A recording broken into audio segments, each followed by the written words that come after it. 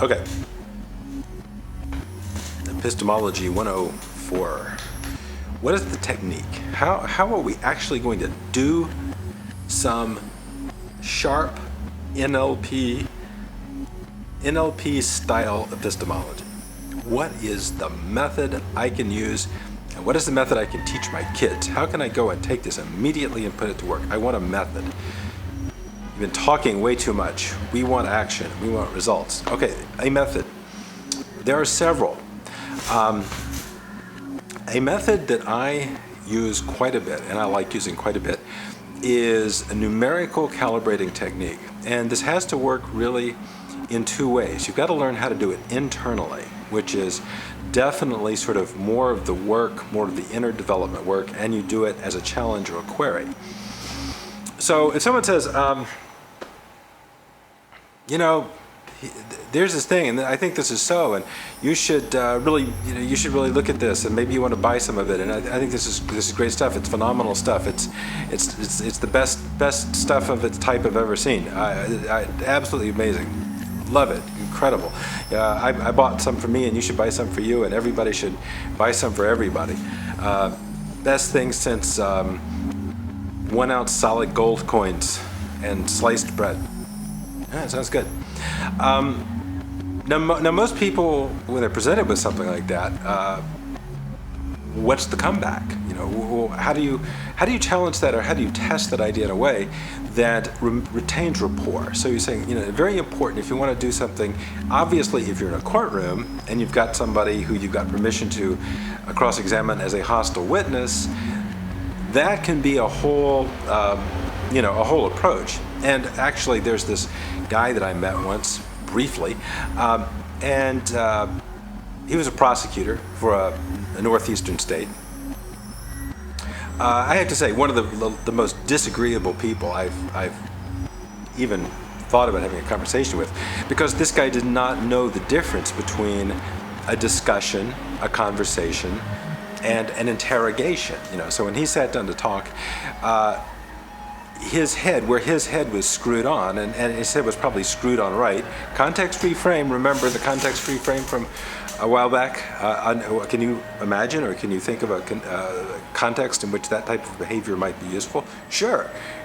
You're interrogating a suspect who's been brought in. That behavior is useful, but there are plenty of places that that kind of interrogative behavior is not useful, and you have to use subtler methods that help tease out the information in a way that the person doesn't feel either threatened or overburdened or attacked. They kind of feel like you're with them and you're on sort of their side of the table a little bit, but at the same time, you're trying to get them to clarify things. So if someone says, I know this is so, this is rule so, we say, well, could you just help me out? Tell me on a scale of 1 to 10, on a 1 to 10 scale, if 1 was just complete confusion, you had really no idea if it was true or not. You just had no certainty whatsoever. At 10, you saw it, you held it, you knew it, you tested it. That was as true for you as anything can be. On a 1 to 10 scale of true, could you tell me on a 1 to 10 scale? That's using something like the DHE idea of the meter. 1 to 5 scale or 1 to 10 scale, I think is very handy and very useful. Someone said, well, I like this professional better than that professional, and I think, you like that one better. Well, I would change that question a little bit. So you worked with attorney A and attorney B. Well, I said, well, on a 1 to 10 scale, where would you put your satisfaction if 10 was just nirvana and 0 was like you just want to like drop them into a volcanic crater someplace, active volcano. On a 1 to 10 scale, how did you like working with attorney A? And on a 1 to 10 scale, how did you like working with attorney B? And I found this very interesting because often people are not familiar with thinking in terms of a meter or a graded continuum where it has careful gradations.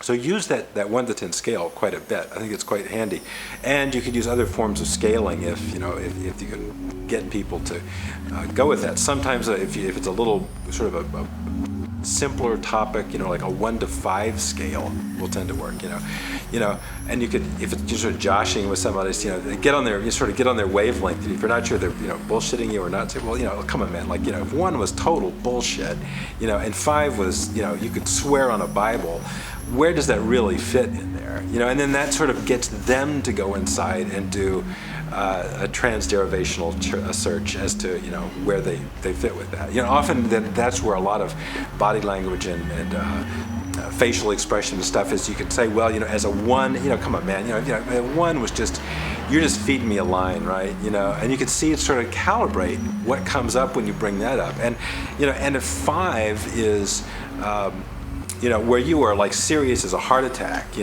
and see where they kind of go facially, expressionistically, calibrate that. So you can set up very quick calibrations just by saying on a 1 to 10 scale or a 1 to 5 scale, where does that fit? And then make sure that you use the language on either end of the scale.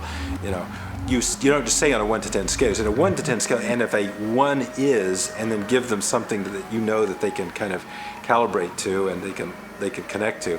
And on a 10, and you give themselves something else that is within their experience and their understanding. So that's really useful, and that's really, really useful and great if you're dealing with kids, especially like preteens, when they're starting to develop their mapping systems, but they're not really clear internally how they're doing it. If you start them with very careful scaling systems and teach them to think in scale steps across continuums, instead of it's true, it's not true, or it's not true, it is true, it's good, it's bad. Well, how good, how bad, and so when you're talking to your kids, you say, Billy was mean to me. I say, well, on a 1 to 10 scale, how mean is mean? It's like,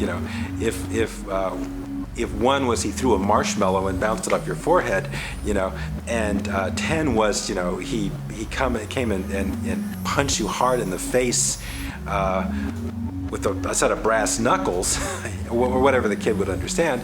Yeah, well, he was like a 3 mean to me. Oh, well, what would that be? How would I understand a level 3 of mean? So you kind of get that idea. If you just introduce that into family systems, especially training kids, teachers training kids to think in scales, and you gave them precision gradients and things to calibrate off of. So you didn't just throw a scale at them, but you gave them things that they could relate to.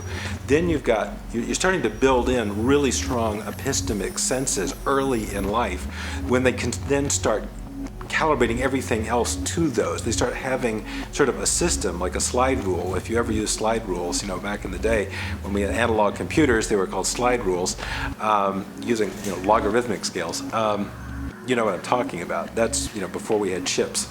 So use the 1 to 10 scale, and what I will talk about in the next vid here is how to use this with much, much greater refinement. If we can sort of set that thing up, how are we going to go and use also all that stuff we've learned, all that Richard submodality stuff, how can we use scaling 1 to 10, 1 to 5, 5 to 1, 0 to 10, 0 to 5, however we're going to use it, however you prefer to use it.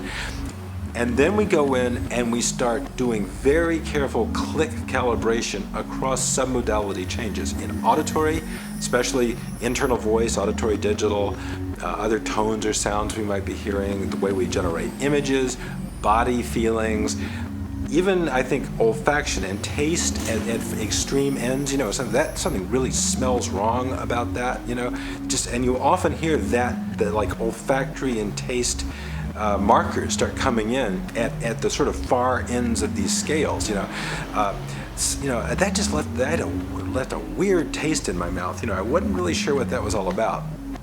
Okay, so that's going to be the 1 to 10 scale. Next video, we're going to go and we're going to talk about using the 1 to 10 scale as a foundational piece for working with deep internal submodality stuff, which you can teach yourself, practice yourself, get really good and precise at, and also you can teach kids, friends, associates. You can go out there, and even if you're training people in your company, you can say, I want people to describe things using these scales when you're talking about things. I don't want you just to come to me and say, we have a problem. I want you to be able to give me